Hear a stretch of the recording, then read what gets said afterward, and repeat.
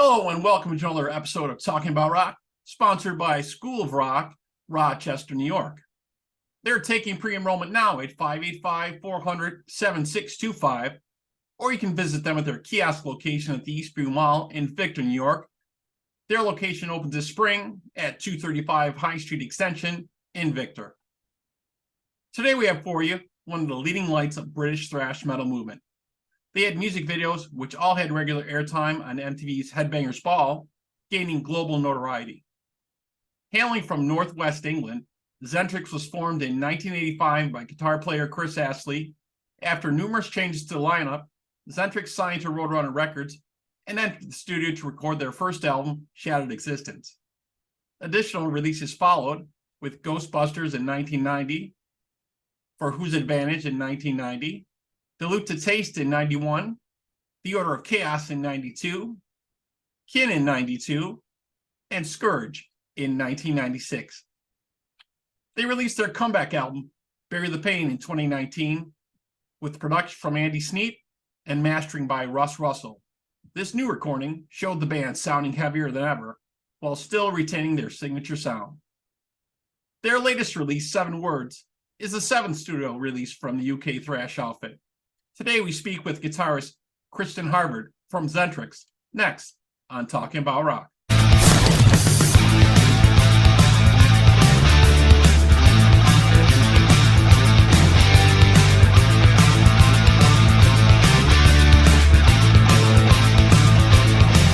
Okay, we have Kristian Havard from Xentrix with us. Hello, Kristian. Welcome to the show, man. How's it going? It's going good, yeah. How are you? Oh, great, man. Great. So this latest album is like a combination of the last 2 years, right? You've been putting it together? Yeah, pretty much. We started writing it in when the UK went into first lockdown. And there was nothing else we could do but write music. Pretty much the same as probably every other musician in the universe. So right. We thought, what can we do? We can't do shows, we can't rehearse, so we'll start writing music. And you have Andy Sneap producing it, who'd work with Judas Priest, Accept, Blaze Bayley, Dream Theater, the list goes on and on. Saxon, Exodus, Megadeth, Testament. This guy is a phenomenal producer for all these bands. Yeah, well, we've known Andy since about 1988. So we went out with his band. One of our first tours we did, we went out with Sabbath.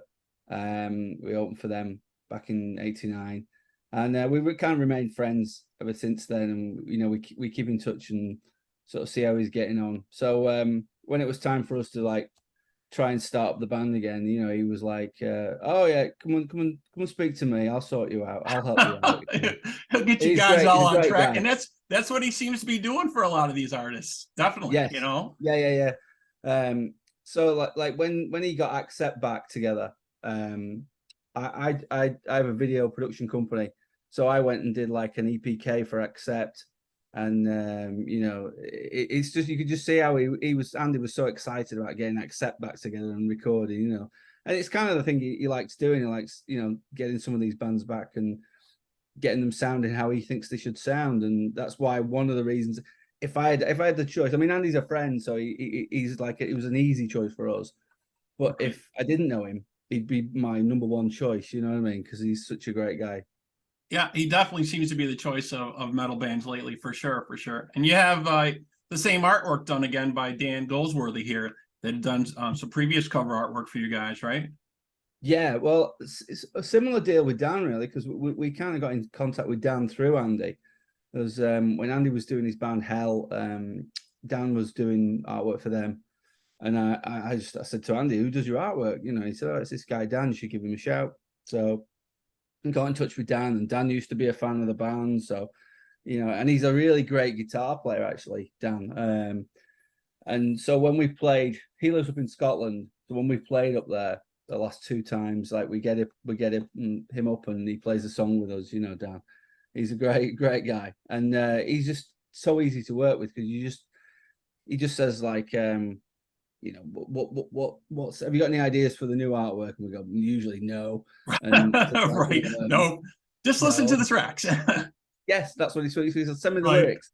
I'll come up with some ideas, But his thing is he likes to make us look sort of old school thrash. You know, it's the idea of the artwork is you look at the artwork and you know what type of music it's going to be.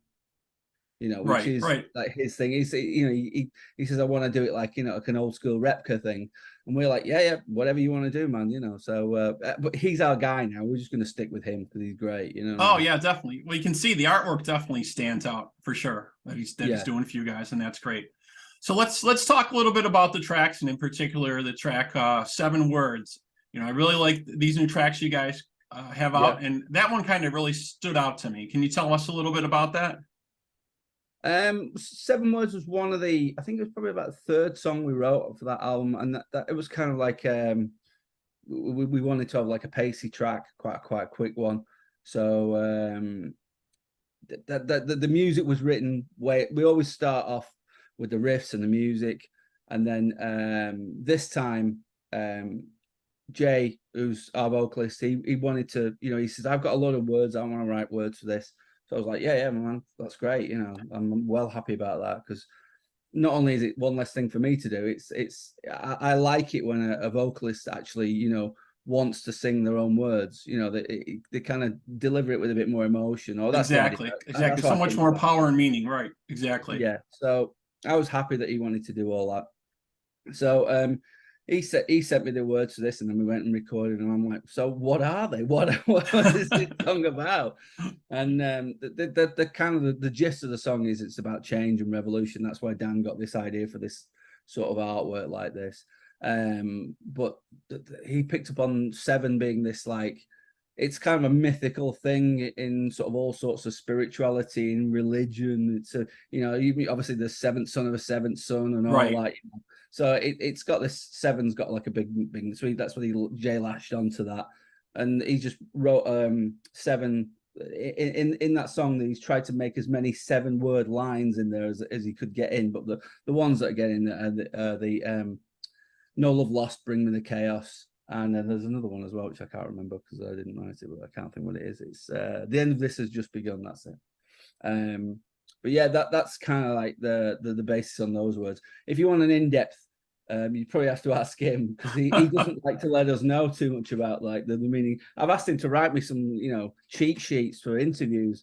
Right. And they're really like one-line things that he's just written, you know. I'm like, okay, fair enough. He's leaving it up to you to talk about. Yeah, which I kind of like. I like that as well. You know, I like it when people don't give away too much about the lyrics and let people sort of make their own minds up about how they interpret them, and you know. Oh, definitely, yeah, because I mean, it can mean different things to different people, right? Exactly. You know, and you know, that's kind of cool in a way. So, yeah, definitely. So I really like the tracks, and let's check out this track real quick here, and we'll take a quick pause, and we'll be right back here with Kristian Havard from Xentrix on Talking About Rock.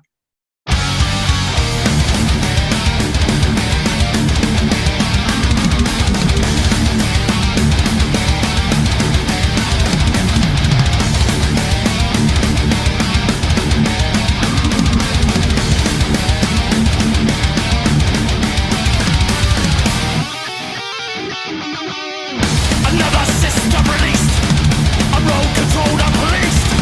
The latest message complete with the next move.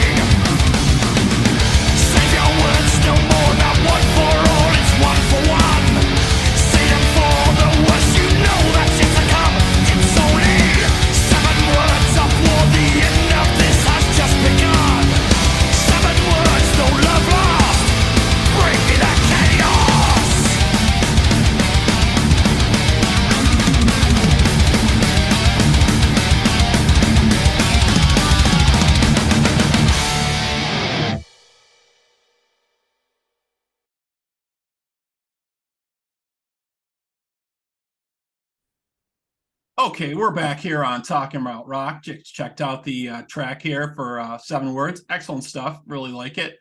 So you guys are just coming back. You finished, 13 dates on the Headbangers Ball Europe tour, right? With Violence, Whiplash, and Artillery, right? Yeah, it was great fun. It was. I mean, we don't know any of those guys. Well, we do now, but we didn't when we first started out. And yeah, everybody got on really well. The guys in Violence, we ended up sharing a buzz with those guys, and like we got on like a house on fire. And as well with the guys in Whiplash and Artillery, it was kind of a real sort of tight knit sort of tour around Europe. Everybody sort of helped out and helped each other, and even though Artillery were going on first, there was no like real sort of like hierarchy. Everybody was like helping each other out. We all shared things and we all shared gear and whatever dressing room and beer was going around. That makes everything a lot easier, definitely, right? Thankfully, we didn't share too many like diseases. Everyone seemed to maintain like disease level 3, so distancing and stuff. So yeah, right, because that Yeah. can be difficult for sure with all this stuff. It's still hanging on a little bit. Let's hope we're about done with all that at this point, though. Well, yeah. But the one question I like to ask, because it's the music and the following in Europe is so different from the U.S., right? How would you say like the U.S. audiences compare like on these metal shows and like to Europe? I'm sure it's totally different there. They really seem to be behind it a lot more. Well, do you know what? I have no idea because we've never been to the US. Oh, you haven't played US yet? Okay. No. I thought you had some dates So previously, maybe years back. Okay. No idea. I mean, it's something that we obviously love to do, and we're still keeping our fingers crossed that something happens and we get the chance to go over. But so far, no, it hasn't happened for us to come over there, which is a sad old thing. Well, there's so many bands coming back. There's so many 80s bands coming back. There's so many metal bands coming back, from all over the place. There's new tours starting all the time. I know next year KK's Priest is going to be starting a tour. Just one of many. Queensryche is starting their headlining tour. So it's definitely getting bigger over in the US again. We're starting to see that. What I start to hear sometimes is actually the tours having problems finding venues at this point. It's in some places because they're booking out to 23 and 24 at this point in certain things, and I think they got the new Crew and Def Leppard tour coming around and doing that again. But I've heard that is like another issue that's been popping up for people as well. So yeah, hopefully we can see you guys do some dates in the US. I think that would be great. I think people would love that for sure. I mean, I can envisage us maybe starting off by getting like one of these cruises or something like that, or a festival, you know what I mean? Maybe getting one of those things first. But even that would be nice to do, I know we have friends in the other UK thrash band Onslaught, and they've been over a couple of times recently. So, hopefully that there'll be some inroads made with those guys, and maybe we'll get on as well. You never know. Yeah, that's true. Yeah, and there's all kinds of festivals, that go on. That you brought up too. There's all stuff in Florida. I think there's some stuff in Texas, and they're just starting to pop up all over the place. And the cruises are huge for all the different bands as well, for sure. Yes, for sure. So one other quick thing I wanted to ask you about is I always ask guitar players about like the gear they like. If they have something certain that they like or that they change or that maybe they're still looking for that certain item for their gear or for that sound, have you always stuck with what you have, or you kind of look around and see what different things are out? Oh, I'm terrible for changing stuff. I change all the time. I'm one of these people that loves gear, and I'm constantly like, searching through the magazines and the websites and getting new things all the time.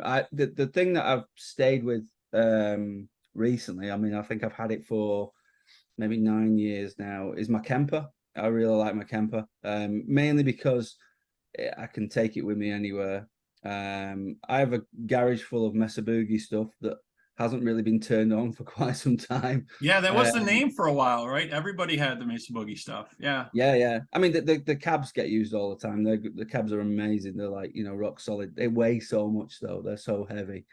My guitars, I've got quite a few Jackson guitars. I'm endorsed by them now. So I've got a couple of the Japanese ones that that I got for this tour. I got two the same. This is my black one. Oh, nice. It's really Yeah. nice. It's like, even though it looks quite sort of basic, because I mean, Jackson do like a range of guitars, and you can get you could probably get a guitar that looks pretty much like that for about $200. You know, so this wasn't $200, but you Right. know what I mean. You're not going to have the look- sound and the feel. Yeah, the build quality is fantastic, and the you know, like I say, the playability and the sound is brilliant.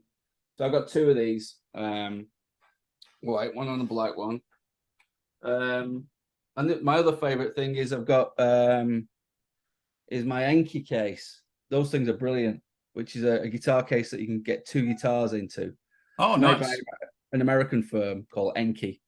And I think they started off making, you know, or they still make them, you know, like cases for bows, Right. hunting bow things, the big things. And then obviously they thought, oh, hang on, we can probably get two guitars in these. Let's sell them as guitar cases as Right. well. That's an interesting idea. Yeah. How is that when you have two in there? Is it great. difficult to move it, or is it's just a lot easier and quicker? No, well, it's easier and quicker, but the brilliant thing for us is because we do quite a bit of flying, it goes as one piece of luggage. So you can take Right. two guitars as one piece of luggage. So you're kind of saving money, you know what I mean? On flights. It's really, really cool idea. And I mean, on this tour we just did, like, literally everyone had these Enki cases. So it was a good job we all had stickers on them and stuff, because they were like, you know, they all look the same. All look the same, yeah, when you're flying, yeah. Like, And really whatever nice. saves you a piece of luggage on a flight nowadays, believe me, I totally know that. It's crazy priced on stuff, right?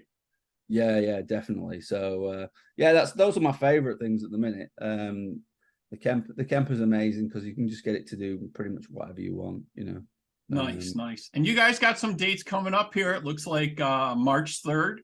You're at we're going Dolan's Warehouse.